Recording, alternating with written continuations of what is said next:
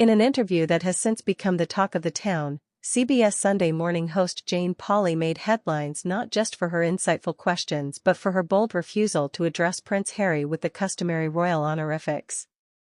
This moment of tension was not merely a slip of protocol but a calculated move, seemingly a response to the perceived entitlement displayed by the Duke of Sussex and, more critically, by his wife, Meghan Markle, who has once again found herself at the center of controversy. This interview, meant to shed light on the Sussexes' new initiative regarding online bullying, instead turned into a battleground of egos, with Pauley's refusal to use Your Highness igniting a spark of indignation from Prince Harry.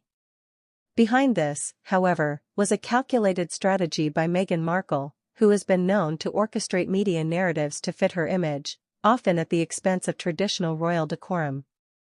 Her influence on this interview was palpable, with her body language and responses during the session suggesting a discomfort when not in control of the narrative. The interview was supposed to focus on their Archewell Foundation's New Parents Network, aimed at supporting families affected by online bullying. However, the dynamics between Pauley, Harry, and Meghan shifted the spotlight to a more personal feud. Body language experts noted Meghan's visible annoyance when Pauley addressed Harry without the expected deference. This was not merely about a title, it was about the power dynamics Meghan has been accused of manipulating since stepping into the royal spotlight. Her reaction was not one of surprise but of affront, suggesting that she had anticipated a different level of respect, one that aligns with her self-perceived status rather than the reality of their post-royal life. Critics have long argued that Meghan Markle seeks to wield influence and control over how she and her husband are portrayed in the media. This interview was no exception. The choice of words, the calculated glances, and the strategic touching of Harry's hand when certain topics were broached, all painted a picture of Meghan as the puppet master, guiding the narrative. When Pauley posed a question about Meghan's past struggles with suicidal thoughts, a topic Meghan herself had previously brought into the public domain, her response seemed rehearsed, aimed not at vulnerability but at maintaining her image as a victim of the system, a narrative she has perfected over the years. Moreover, the aftermath of the interview, as reported by various sources, included a less than graceful exit by Meghan. Allegations of her screaming at producers and showing clear signs of frustration were not just tabloid fodder but indicative of a pattern where Meghan's expectations of how she should be treated often clash with reality. This behavior has been noted before, with insiders from their Netflix documentary and previous interviews highlighting her tendency to become very annoyed when things don't go her way. The controversy didn't end with the interview. Social media erupted with opinions, with many noting Pauley's professionalism in handling the situation.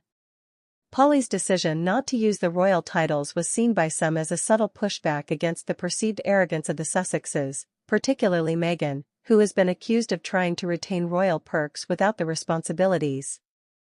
The incident has fueled debates about the couple's approach to their new life outside the royal family, where they seem to want to have it both ways, the privileges of royalty without the obedience to its customs.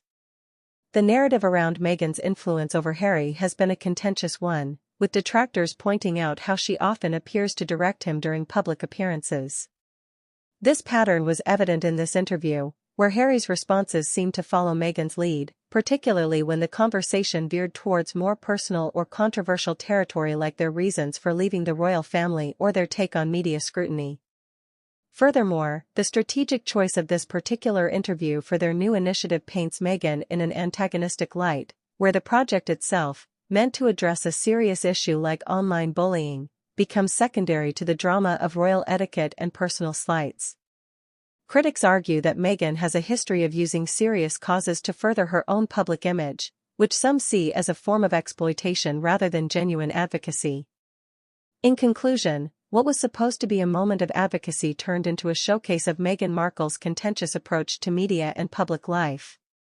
The refusal by Jane Pauley to adhere to traditional royal address was not just a breach of protocol, it was a statement, perhaps, on the changing perception of the Sussexes in the public eye.